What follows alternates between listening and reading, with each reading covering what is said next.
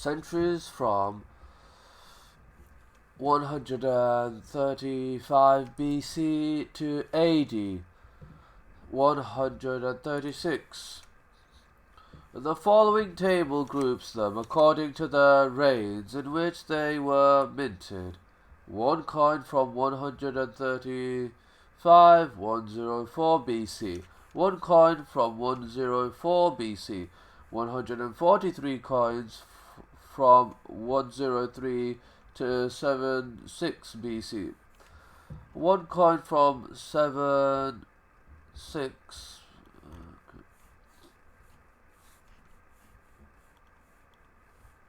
6 additional coins precisely from the revolt. Revolt from the distribution of coins would appear to indicate two periods when the community at Qumran was most active, that between 103 and 776 BC and that between AD 6 and 67 there are a total of 143 coins. From the former period, 254 from the latter. For adherents of the consensus, they did not mesh as neatly as they would have liked with their theories. According to their reading of the scrolls, the wicked priest was most likely to be identified as the high priest Jonathan, who lived between 160 and 142 BC, half a century before the first concentration of coins.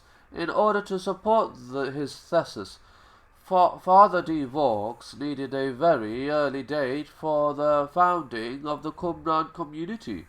He was thus forced to argue that the solitary coin dating from between 135 and 104 BC served to prove the thesis correct, even though common sense suggests that the community dates from between 103 and 776 BC, the period from which there is a concentration of 143 coins. The earlier coin on which de Vaux rests his argument is much more likely to have been merely one that remained in circulation for some years after it was minted.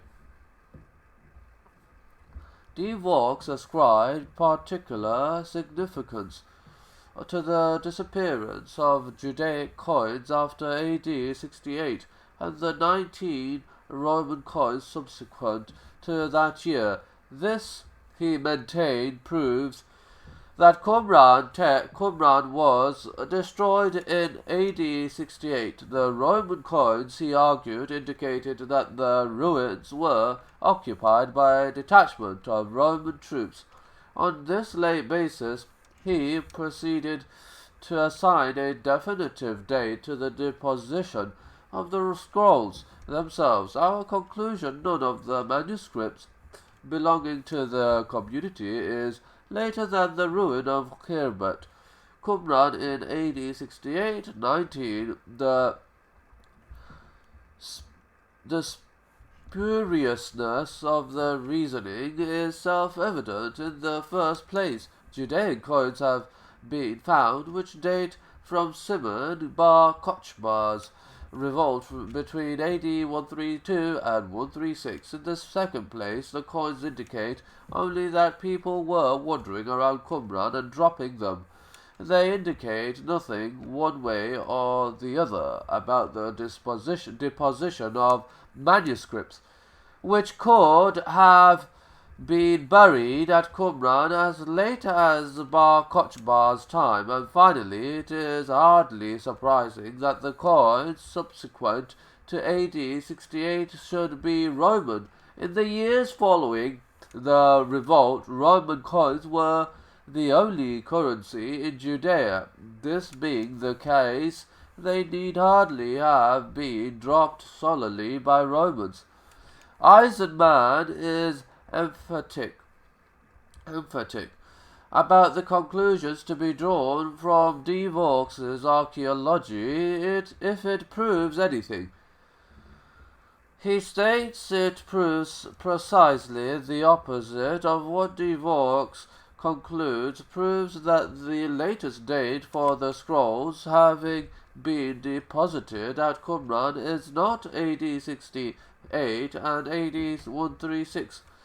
Any time up to that date would be perfectly consistent with the archaeological evidence.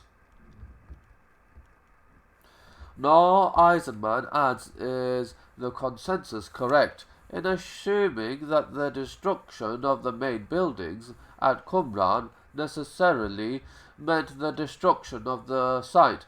There are, in fact, indications that at least some cursory or rudimentary rebuilding occurred, including a crude canal to feed water into a cistern rather